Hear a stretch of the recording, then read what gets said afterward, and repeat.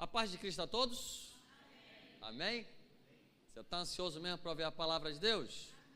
Então abra a sua Bíblia aí, Mateus capítulo 6. Mateus capítulo 4.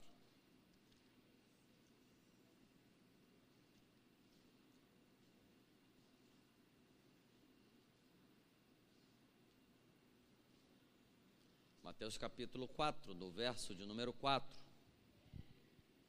Mateus capítulo 4, verso número 4. Lembrando que nós estamos aqui num grande seminário. E eu já fiz a propaganda desse seminário, dizendo, e verdade é, né? Verdade é que esse seminário aqui é um seminário avançado de bibliologia. Não é um seminário básico, não. Vai ser um seminário avançado de bibliologia. Vou falar muita coisa aqui, muita coisa bacana. Muita coisa importante. Agora, pode avisar para o povo, agora por enquanto nós estamos nos básicos, nas coisas básicas, para você conhecer a palavra de Deus, e temos como tema desse seminário, conhecendo a palavra de Deus. E eu te convido, vocês todos que estão aqui, eu convido a que vocês não faltem, né? Leve o seminário até o final, como se fosse o seminário mesmo. Vou chegar até o final, pastor, desse seminário. E aí você vai falando para as pessoas como foi boa a aula. Tenho certeza que vai ser boa, né?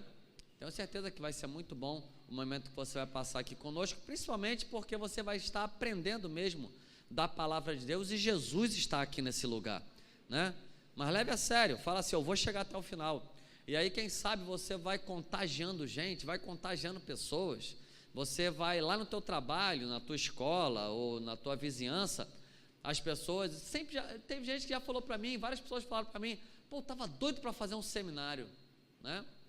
E aí você não vai perder a oportunidade e vai falar, o meu pastor está fazendo um seminário lá toda segunda-feira, conhecendo a palavra de Deus. Tem muita gente que tem curiosidade de conhecer a Bíblia, né?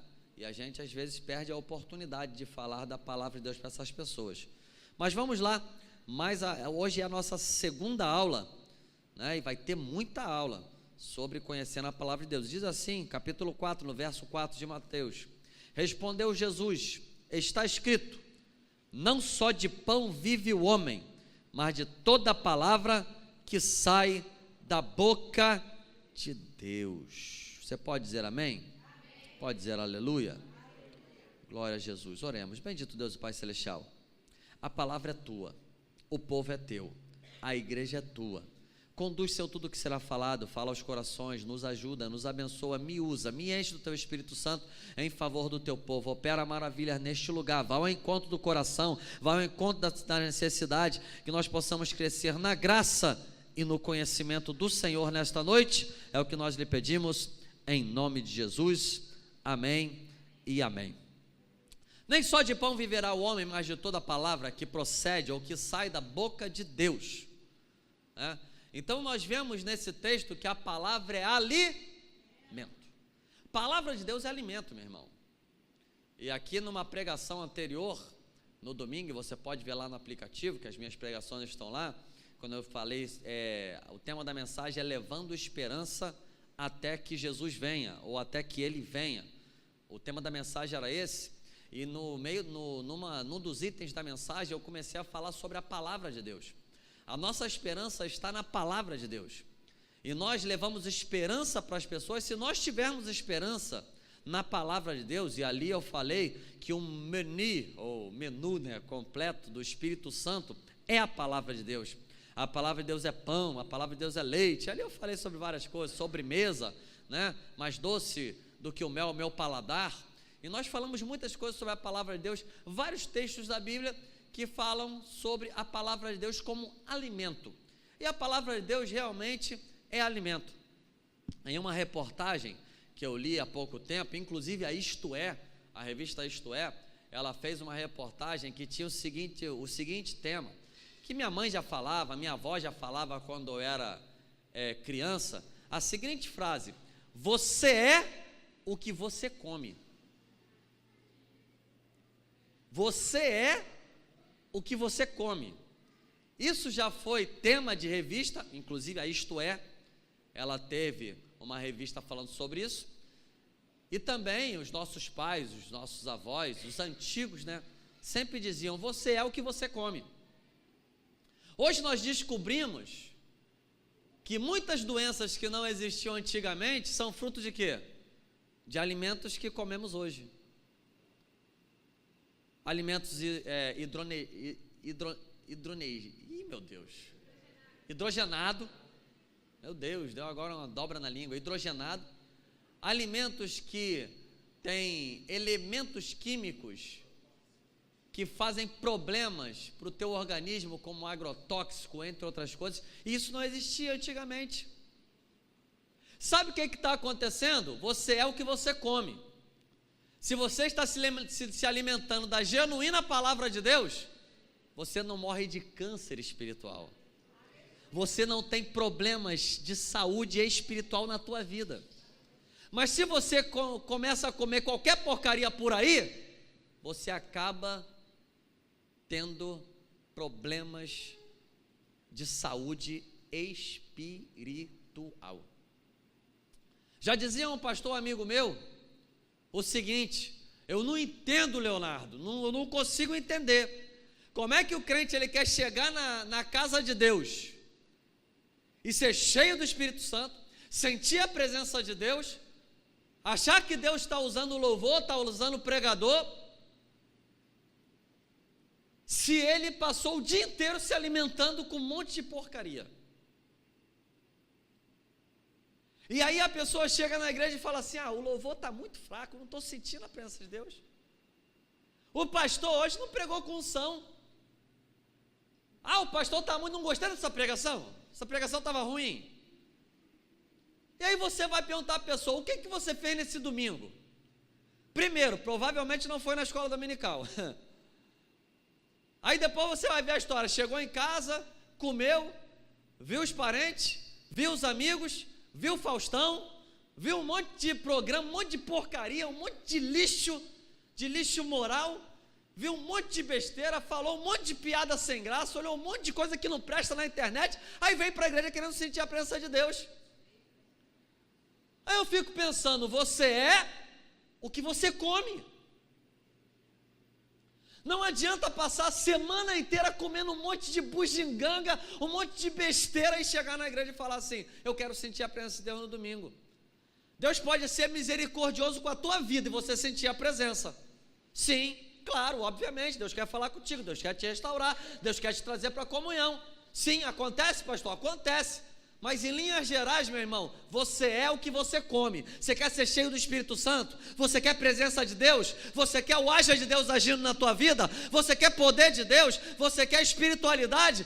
Meu irmão, então se alimente da palavra de Deus. Quando você vem para um culto da palavra e ouve uma mensagem dessa, sabe o que acontece? Deus vai gerando vida dentro de você. E essa vida não vai te levar para a morte. Você começa a gerar fé no teu coração. Sabe por quê? A fé vem pelo ouvir.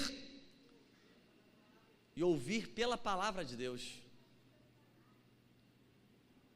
Então, quando você está nesse lugar, Deus está gerando fé no teu coração. Você está se alimentando. Apesar de a gente entender a linguagem poética, que uma canção diz que oração é alimento. Na verdade não é oração que é alimento. Você não vê em lugar nenhum na Bíblia dizendo que oração é alimento. Alimento é a palavra de Deus, meu irmão. Você pode, sabe o que significa isso? Você pode orar muito, você pode jejuar muito, mas se não tiver palavra de Deus, você morre espiritualmente. Sabe por quê? Porque a própria palavra de Deus é Jesus. Nós vamos ver isso também nos nossos slides aqui. Jesus é a palavra de Deus personificada. Então, um sinal de sua saúde espiritual é o teu apetite pela palavra de Deus. Você já viu uma pessoa doente? Você pode vir com filé mignon com tudo, ela fala assim: não estou sentindo vontade de comer nada. Quando você está doente espiritualmente, você não sente vontade de ler a palavra de Deus. Quando você está doente, você não sente desejo de estar na casa de Deus, ouvindo a palavra de Deus. Isso é interessante. Isso é interessante. Quando você vê um crente que não gosta de ler a palavra, quando você vê um crente que vem na igreja de vez em quando, domingo sim, 10 não, o pastor Silas Malafaia falou no domingo de manhã, aqui, muita coisa sobre isso. Isso é um sinal da saúde espiritual. O sinal da saúde espiritual da pessoa está no desejo, no sonho, no apetite pela palavra de Deus. Ele quer ler a palavra de Deus em casa, né? Ele quer vir para a igreja porque ele quer ouvir a palavra de Deus, ele quer estar envolvido sempre. Agora a pessoa não se envolve em nada, não ouve a palavra de Deus, não vem para a casa do Senhor, não lê a Bíblia, meu irmão, a sua saúde espiritual está terrível. Muitas vezes nós podemos dizer que você pode estar com enfermidade espiritual. A enfermidade espiritual, uma das características da enfermidade, da doença espiritual, é a falta de apetite pela palavra de Deus. Que hoje você possa sair daqui orando e buscando a Deus, falando: Senhor, eu quero ler a Tua palavra, eu quero buscar a Tua palavra, eu quero ouvir a Tua voz através da Tua palavra. Já falei na aula anterior, esse livro fechado pode ser comparado como qualquer um outro. Ele não é como qualquer um outro, mas ele pode ser comparado como qualquer um outro. Mas ele aberto é a boca de Deus falando para a tua vida. É Deus falando contigo. Continuando, portanto, nosso estudo, pode passar aí? Passa aí para a gente aí, meu querido. A origem do nome Bíblia. A Bíblia é a estrutura e tema central, pode passar. A origem do nome Bíblia, pode passar aí, pode deixar o slide completinho aí, isso. A origem do nome Bíblia. O nome Bíblia só tem na capa da tua Bíblia. O nome Bíblia não aparece na Bíblia, não tem. Você pode ler a Bíblia de cabo a rabo, em lugar nenhum você vai ouvir ou você vai ler a palavra Bíblia. A palavra Bíblia, ela foi aplicada por um homem chamado João Crisóstomo. João Crisóstomo, ele deu primeiramente esse nome a este livro sagrado. Ele foi arcebispo de Constantinopla. Então deixa eu te explicar. Vocês se lembram da aula passada que nós falamos sobre a folha do papiro? Lembra? Como é que era feita a folha do papiro? Os materiais que a Bíblia foi escrita, que foi papiro e pergaminho. Papiro e pergaminho. Um é vegetal, o outro é animal. Aí nós falamos sobre o processo do papiro, que vem de uma planta chamada papiro. E vimos como é que é o processo, né? Entrelaçado, tirando o sulco, botando para curtir. Vimos isso na aula passada, com fotos e tudo mais. Mas a folha de papiro, preparado para escrita, como nós vimos na aula passada, era chamado de biblos. Lá no canto lá, tá vendo? Era chamado de biblos, na língua original. Um rolo pequeno de papiro, ou seja, se lembra aqui do rolo, que a gente também viu na aula passada, que era como é que a Bíblia, originalmente, ela era guardada. Então era com rolos, cada livro era um rolo. Também nós vimos o códex, ou codex, os códices, ou codex, né? Que era um livro com capa de madeira, e por dentro tinham folhas de papiro ou pergaminho. Não sei se você se lembra, botamos fotos aqui e tudo mais, mas só fazendo uma recapitulação. Então, Biblon era a folha. Mas quando essa folha ela era colocada ali no rolo, ele era chamado de Biblon. Biblon é uma palavra no singular, ou seja, um pequeno rolo de papiro era chamado de Biblon. Agora, se você pegasse vários rolos de papiro, uma biblioteca de pequenos rolos de papiro, era chamado de Bíblia. Ou seja, Bíblia, na verdade, é uma palavra originalmente plural. Mas para nós é uma palavra singular. Eu tenho uma Bíblia. Eu tenho várias Bíblias. Mas originalmente a palavra Bíblia é uma palavra plural, que significa o quê? Vários rolos ou uma coleção de pequenos livros, que na verdade é o que significa a nossa Bíblia. É uma coleção de vários livros.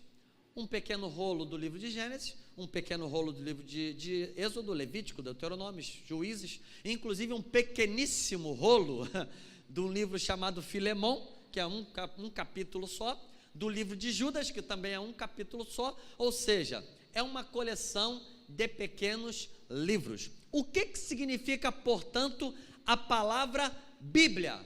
Coleção de pequenos livros. Repita comigo, a palavra Bíblia, etimologicamente, significa coleção de pequenos livros. Novamente, coleção de pequenos livros. Pode passar. Então você já sabe o que é, pode passar. Pode continuar. Isso. Os manuscritos e as cópias originais. Pode passar aí, sobre o autógrafo. Isso, para aí, pode parar aí. Os manuscritos ou as cópias originais da Bíblia são chamadas de autógrafo. O que é um autógrafo? É só você pensar no artista, né? O camarada faz um quadro, por exemplo, então ele faz uma obra de arte, e aí a pessoa fala assim, coloca o teu autógrafo. Quando nós falamos dos manuscritos originais, nós falamos dos autógrafos, ou seja, aquele que o próprio escritor com seu punho ele escreveu. Ou seja, Isaías, nós temos o autógrafo de Isaías, que é um rolo de papiro ou pergaminho, que ele com a pena, né, que não era caneta, era pena, ele escreveu com seu próprio punho. Paulo escreveu com seu próprio punho. A pergunta, portanto, é: os autógrafos existem ou não existem nos nossos dias? Essa é a pergunta. Aquele que Isaías escreveu, aquele que Paulo escreveu, existem nos nossos dias para comprovar o que saiu da mão dele? Passa aí para a gente. Não existem. Não existe nenhum autógrafo dos manuscritos originais, ou seja, aqueles que saíram da mão do autor. E aí você vai me perguntar, pastor, isso daí é sério? Eu concordo contigo. Muitas pessoas na história levaram isso em consideração. Por quê? Porque como você pode comprovar que aquela pintura, por exemplo, ela é realmente de Monet, se não tem assinatura de Monet? Não tem como. Já que os manuscritos originais, que saiu da mão do autor, ele não existe nenhum deles, de nenhum autor, tem gente que achou dificuldade nisso. E começou a se questionar, por que não temos os originais? Eu vou te dar uma resposta. E é por isso que eu estou falando que essas aulas são interessantes, né? Eu vou te dar uma resposta. Providência de Deus. Repita comigo, permissão e providência de Deus. Se existe algum desses autógrafos, se realmente existissem hoje, ia causar mais malefício do que benefício. Pastor, como é que é isso? Eu vou te explicar. O homem, ele tem uma facilidade, irmão Carlinho, de adorar as coisas. O homem gosta mais de adorar as coisas, mais a criatura, mais a criação, foi o que lemos em Romanos capítulo 1 hoje, do que adorar quem? Adorar o Criador. Se você olhar lá em Números, no capítulo 21, verso 8 e 9, Deus ele falou o seguinte: tinha várias serpentes no deserto, e essas serpentes picavam os homens ficavam enfermos e morriam. E Deus ele falou o seguinte: para que eu possa livrar vocês dessa praga, eu vou levantar uma serpente no deserto de bronze. E aquele que olhar para a serpente, e o Novo Testamento vai mostrar que isso era um indicativo de Jesus, que quando olhava para Jesus, Jesus foi pendurado no madeiro, foi levantado no madeiro, e olhando para Jesus, você seria salvo. O que esses homens fizeram? Foram curados. Mas quando esses homens foram curados, se você for lá em 2 Reis, no capítulo 18, a partir do verso 4, você vai ver que os homens adoravam essa serpente. Inclusive deram até um nome, Neustã. Se tornou um deus, o deus Neustã. Ou seja, o homem, ele tem uma vontade, um desejo de adorar. Você imagina o que aconteceu lá no livro de Deuteronômio, no capítulo 34.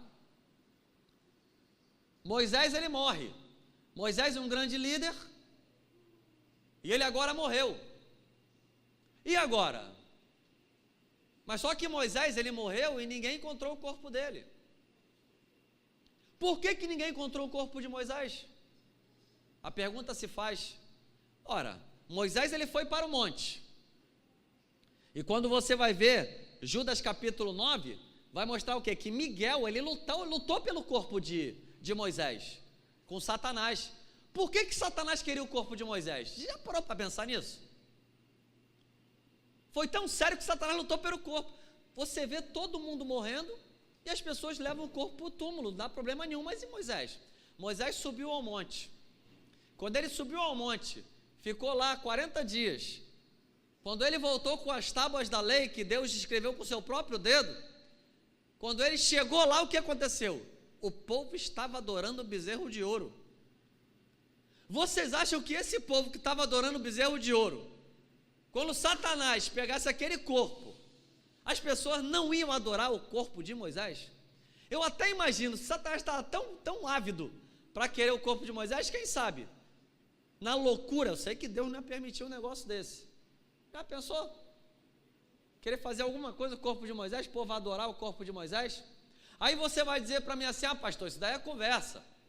Isso daí foi com uma serpente. Isso daí foi com o corpo de Moisés. Mas isso daí com coisas, como escritos, como manuscritos, como... Quem disse para você? Se você for olhar a história, você vai ver algo muito interessante.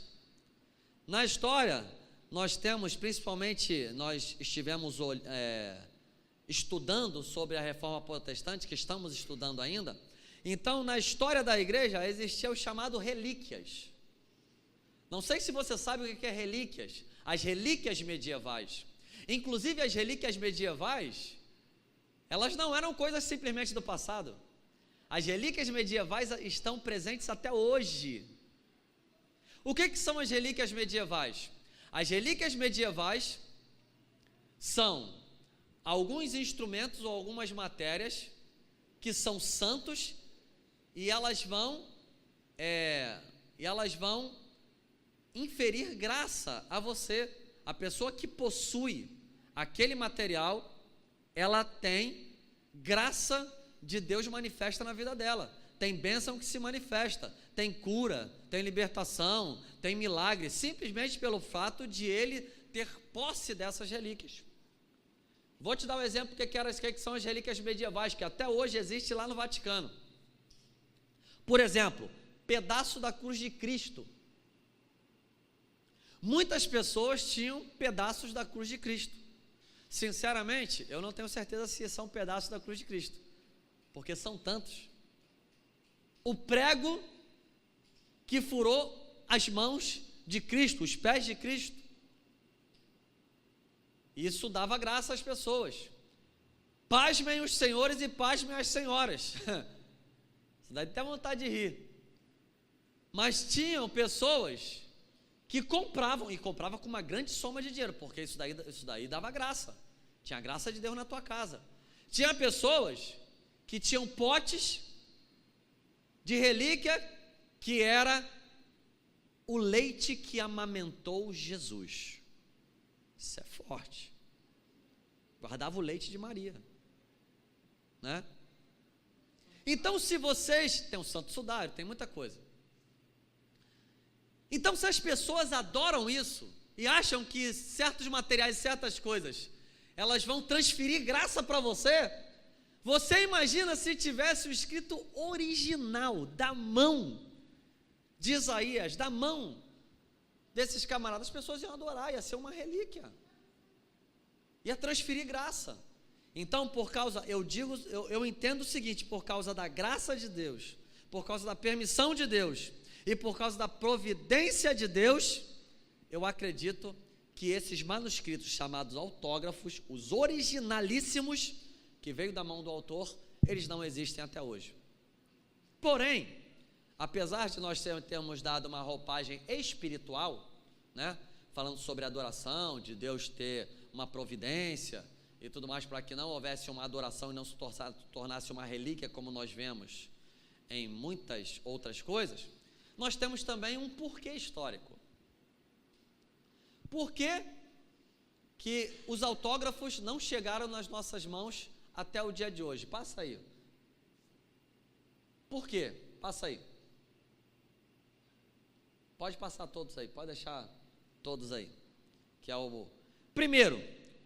Era costume do povo judeu enterrar os manuscritos que estavam estragados pelo uso, né? Ou por qualquer outra causa, por causa de rasura, porque rasgou, porque está muito velho. Para quê? Para evitar a mutilação e a interpolação. Ou seja, as pessoas não entenderem bem o que estava escrito porque borrou. As pessoas terem outra interpretação porque ficou faltando um pedaço, né? E isso era uma prática que eles levavam muito a sério. Existia um povo chamado escribas. Talvez você já tenha ouvido falar várias vezes sobre escribas e fariseus, né? Mas talvez você não saiba ao certo qual era a função do escriba. A função do escriba, que eram chamados de doutores da lei, era exatamente o quê? Fazer cópias dos originais. Os escribas, eles pegavam o original, colocavam do lado e faziam cópias. Talvez você não tenha o autógrafo hoje, mas desse autógrafo foram feitas 100 cópias, 200 cópias, 300 cópias, foram feitas diversas cópias, e essas cópias elas tinham que ser exatamente igual ao autógrafo, não poderia ter uma vírgula. A coisa era tão solene. Hoje em dia, eu digo para vocês o seguinte, hoje em dia, e a Tatiana sabe o que eu falo lá em casa, você quer ver eu ficar brabo, eu ver uma Bíblia no chão, porque tem gente que pensa que é um livro qualquer. Quando eu vejo a Bíblia no chão, eu falo assim: tira essa Bíblia do chão, pelo amor de Deus, pelo amor de Deus. Eu fico irritado, porque essa daqui é a palavra de Deus. E a coisa era tão solene, que quando eles estavam escrevendo, estavam fazendo a cópia do original, do autógrafo, e depois foram cópias das cópias, é claro, depois que os autógrafos, como eu acabei de falar aqui, que se estragavam, borrava, ficava velho, eles descartavam, porque eles tinham a certeza de que a cópia do original, do autógrafo, era perfeita. Quando eles copiavam, olha só que coisa solene, e olha só como é que hoje eu fico pensando, pastor Alexandre, como é que as pessoas tratam a Bíblia de qualquer maneira. A pessoa chega em casa e joga de qualquer maneira, a pessoa pisa na Bíblia, a pessoa usa a Bíblia de qualquer maneira. Olha como é que era solene, irmã Rutinha. Quando chegava a palavra Deus, Yahvé, Javé, na palavra de Deus, eles paravam de escrever, levantavam-se como reverência, para depois novamente sentarem-se para continuar escrevendo, os escribas. Olha a reverência, olha a diferença da reverência deles, como é que eles entendiam aquela palavra de Deus, e hoje o que nós entendemos como palavra de Deus, como muita gente entende. Não estou falando vocês, eu sei que vocês têm toda reverência, em nome de Jesus, acredito nisso, né? Olha como é que era, como é que eles tinham a certeza de que o autógrafo e aquilo que eles estavam lendo na sinagoga era perfeitamente, porque é o seguinte, eles escreviam, eles estavam escrevendo e copiando certinho. Se eles borrassem, eles poderiam estar no final da folha, depois de ter feito a reverência quando aparecia o nome de Deus, eles simplesmente, se tivesse um borradinho, eles rasgavam tudo, jogavam no lixo e começavam tudo de novo, porque aquela era a cópia da palavra de Deus. Se eles errassem alguma coisa, então começava tudo de novo. E aí você se lembra que o livro de Isaías, nós temos vários capítulos e versículos. Você imagina ele chegar no capítulo 66 de Isaías e ele errar, meu irmão? Ele rasgava tudo e começava tudo de novo, porque aquela é a palavra de Deus, não poderia ter erro. Você faz ideia de um negócio desse? A reverência que eles tinham. Por que eu estou falando isso? Exatamente para você entender. Em primeiro lugar, que todas as cópias dos autógrafos era exatamente o que estava no autógrafo, porque eles não aceitavam nenhum tipo de erro. Primeira coisa. Segunda coisa, para que eu e você hoje saiamos daqui reverenciando a palavra de Deus, sabendo que isso não é um livro comum, esse livro da vida e vida com abundância, esse livro vai te blindar do pecado, esse livro é o teu alimento espiritual, a palavra de Deus é a nossa vida, porque Jesus é a nossa vida e Ele é a personificação da palavra de Deus. É para você sair daqui reverenciando a palavra de Deus. Outro motivo pelo qual, além, dos manuscritos terem estragado, ficarem velhos e tal, e eles jogavam fora, segundo motivo pelo qual nós hoje não temos os autógrafos, porque reis idólatras, os reis idólatras e ímpios de Israel, muitos deles destruíram, muitos dos manuscritos. Você pode ver lá em Jeremias capítulo 30, a partir do verso 20, abre aí, 36, Jeremias 36, abre aí para você ler.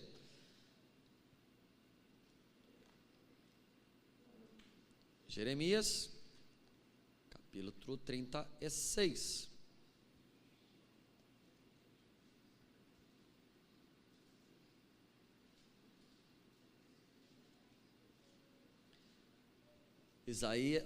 Jeremias capítulo 36.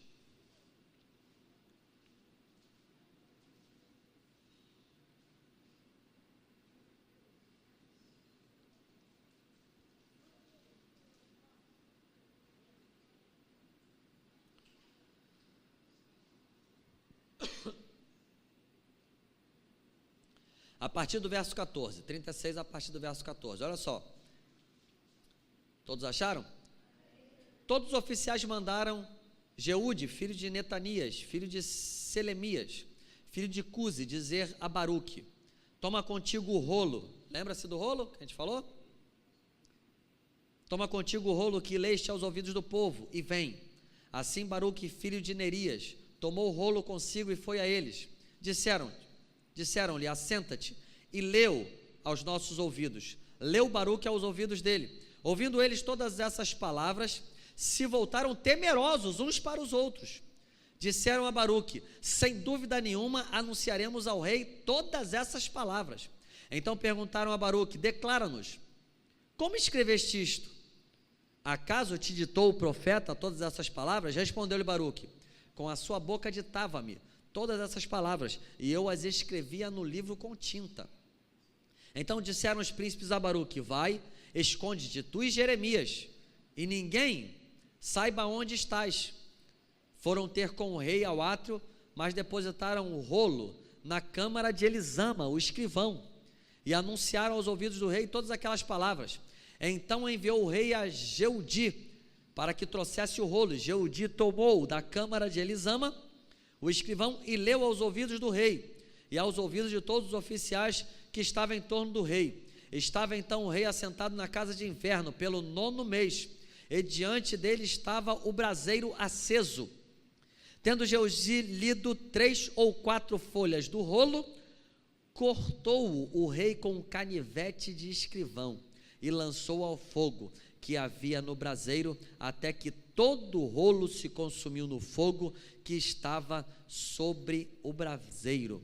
Não temeram, nem rasgaram as suas vestes, nem o rei, nem nenhum dos seus servos ouviram todas aquelas palavras, posto que Eunatã, Delaías e Gemarias tiveram pedido ao rei que não queimasse o rolo. Ele não lhe deu ouvido. Antes deu ordem o rei a Jerameel, filho de Amaleque, e Seraías, filho de Esriel, e a Selemias, filho de Abdeel, que prendessem a Baruque o escrivão e a Jeremias o profeta, mas o Senhor os havia escondido. Então você vai ver aqui o que? Rei ímpio. Igual a esse rei ímpio, vários reis na história também, ímpios de Israel, fizeram a mesma coisa. Quando você vai ver na história um homem chamado Antíoco Epifânio, que era o rei da Síria, durante o seu reinado na Palestina, ele profanou o templo e destruiu todas as escrituras que haviam. Outro motivo pelo qual o imperador, agora romano, o imperador Diocleciano, que perseguiu vorazmente os cristãos, uma das atitudes dele, das maiores atitudes, atrocidades que ele fez, além de perseguir cristão e matar cristão, foi destruir todos os escritos que acharam. Mas glória a Deus, Deus é fiel, e Deus prova para mim e para você, que o que você tem hoje como escritura sagrada, é exatamente o que era o autógrafo, e o que você tem na mão hoje, é exatamente o que Deus esperava que a igreja entendesse como palavra de Deus. Por que o senhor diz isso, pastor? Já vou te dizer. Uma das maiores confirmações que deixam arqueólogos, que deixam cientistas, pesquisadores certos de que o autógrafo e o que você tem hoje como Bíblia é a mesma coisa, está exatamente nos manuscritos do Mar Morto. Glória a Deus. Deus não se deixou escarnecer. No manuscrito do Mar Morto, e que foi em 1947, nas cavernas de Qumran, achou-se lá o livro do profeta Isaías, 100 anos antes de Cristo, né? Mais antigo do que qualquer manuscrito que já foi achado desde então, mostrando que lá nesse manuscrito de 100 anos antes de Cristo, e o que você tem hoje na tua Bíblia, é exatamente em todos os detalhes. O que está escrito lá, está escrito aqui quando você lê, dizendo para mim e para você, essa é a poderosa palavra de Deus. Então nem arqueólogo, nem cientista, nem estudioso tem dúvida alguma que os autógrafos são o mesmo escrito que tem na Bíblia, que hoje está nas suas mãos. Glória, pois, seja dada ao nome do Senhor.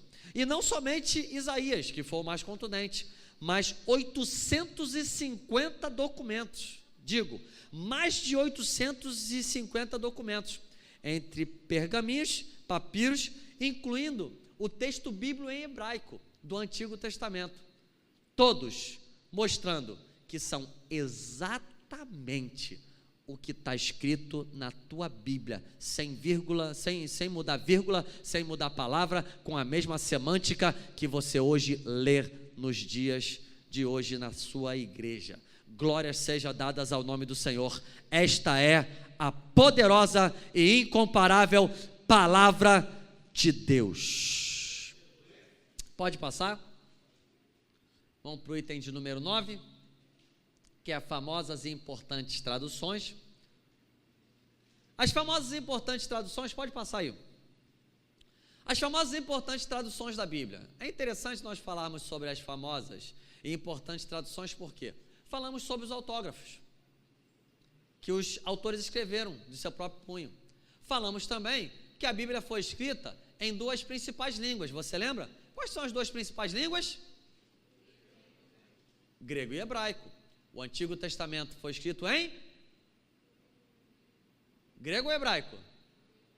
Hebraico. O Antigo Testamento foi escrito em hebraico. E o Novo Testamento? Em grego.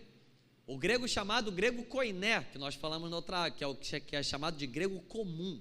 O grego do povo. É o chamado portunhol, que a gente falou aqui, né? Como se fosse um portunhol. O brasileiro quer falar em espanhol, mas não sabe falar espanhol. Então ele faz um embromation, um portunhol. Então o grego clássico, que é o helenista, que era dos homens sábios, nem todo mundo tinha contato, porque não é que não tinham contato, nem todo mundo tinha acesso para falar o grego clássico, porque não tinha instrução, não tinha estudo, era o pessoal mais abastado. Então o povo comum usava o grego koiné, entendia melhor o grego koiné, que é o grego comum. Então temos as importantes traduções. Por que foram feitas importantes traduções? Nós estudamos na Reforma Protestante algo muito importante nessa nossa lição, nossa revista sobre a Reforma Protestante. E nós falamos aqui no começo o quê? Que nós somos o que nós comemos. É o nosso apetite espiritual. É a palavra de Deus. Não é isso? Quando você está com saúde espiritual, você quer saber mais e conhecer mais a palavra de Deus e o Deus da palavra. Então o que acontece? A pessoa quer conhecer a Bíblia, mas só que você imagina, se hoje eu chegasse aqui, e aí nós vamos ser remetidos de novo a uma religião que nós já conhecemos, eu chegar aqui e começar a ler a Bíblia e ler em latim, você não vai entender nada. Qual a finalidade de eu ler a Bíblia em latim para você?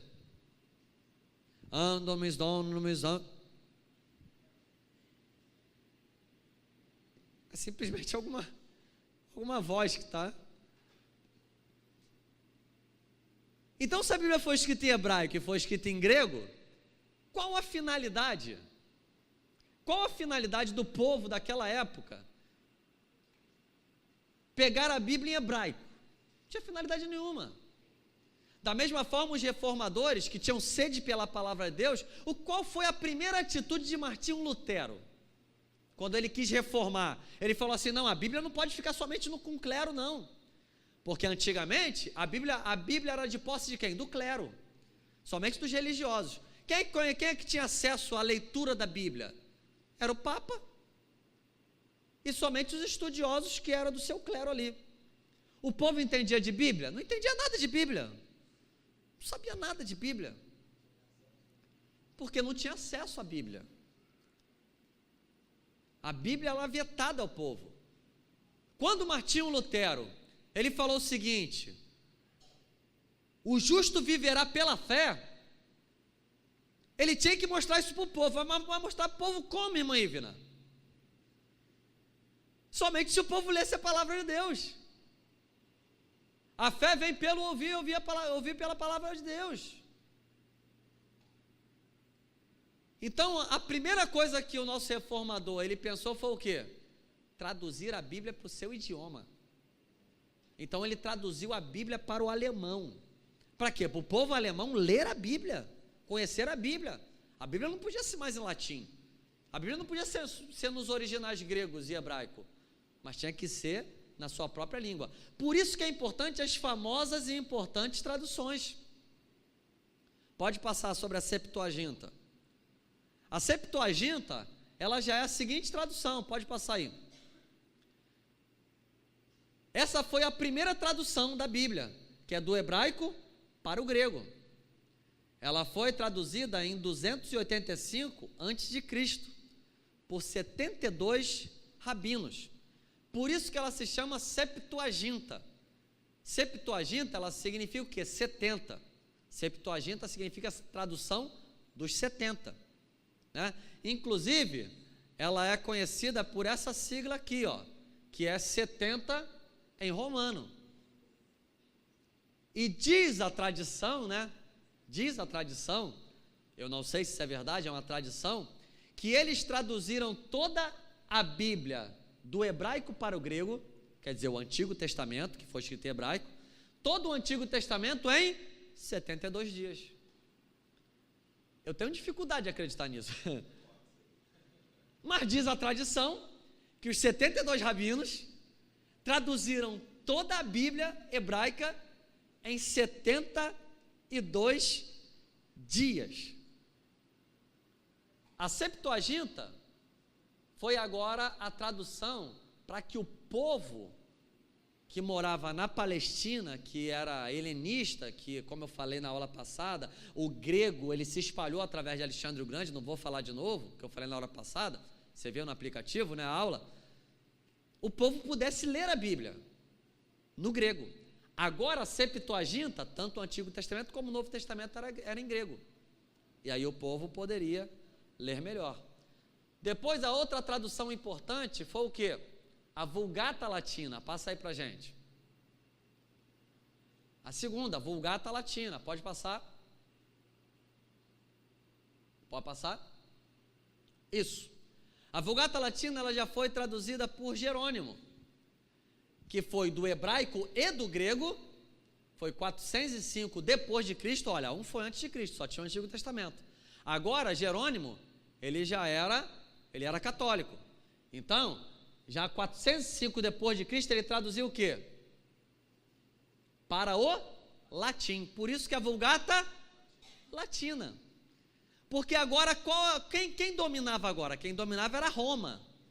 Percebe que, quando foi feita a tradução da Vulgata Latina, ou da Vulgata Latina, da Septuaginta, quem dominava era o helenismo, de Alexandre o Grande, os gregos. Agora, quem é o império mundial é quem? O Império Romano. E só para lembrar da aula passada, quando o império dominava, uma das imposições dele era o quê? A sua língua. Então todo mundo começou a falar o quê? Latim. Então Jerônimo, ele traduziu para o latim. É por isso que quando você vê missas antigas, eles estão falando em quê? Em latim, citando textos bíblicos em latim, fazendo missa em latim. Mesmo estando no Brasil, estando na China, em qualquer lugar, as missas eram o quê? Em latim, porque eles tinham a Vulgata Latina, né? Então isso é para que o povo pudesse entender a Bíblia. E aí, depois da Reforma Protestante, né, houve várias traduções. Na Suíça, traduziram para a língua deles, em Portugal, para o português, né? E em vários lugares foram traduzindo a palavra de Deus. E por fim nós temos a Bíblia em português. Passa aí para a gente, para que a gente possa falar do nosso caso, né? As duas importantes é o quê? A Vulgata Latina e a Septuaginta. E para a gente é importante o quê? O português.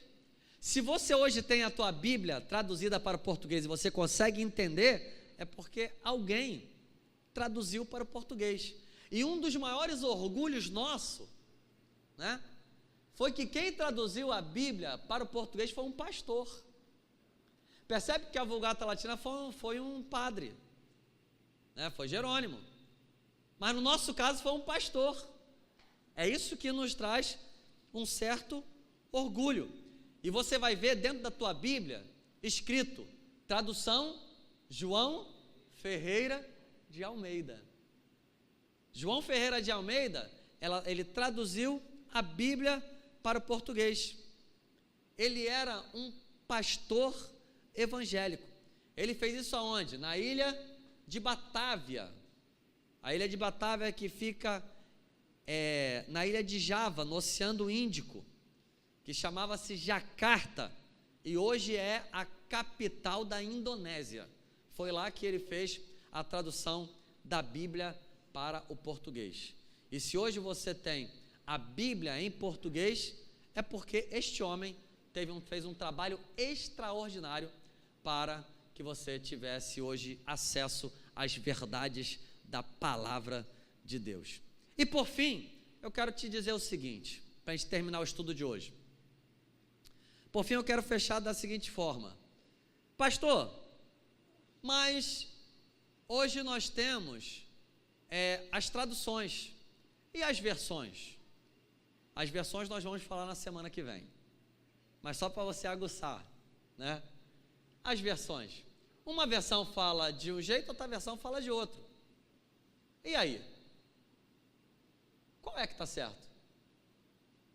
Existe algum problema nisso? Já que uma versão fala de um jeito e a outra versão fala de outro? As traduções foram dos originais, mas tem as traduções com suas versões. Versão King James, versão NVI. Existem as traduções, das traduções saem as versões. Tem algum problema, irmã Lorena? Não sabe responder? Aula que vem tem mais para você, em nome de Jesus. Amém. Vamos ficar de pé.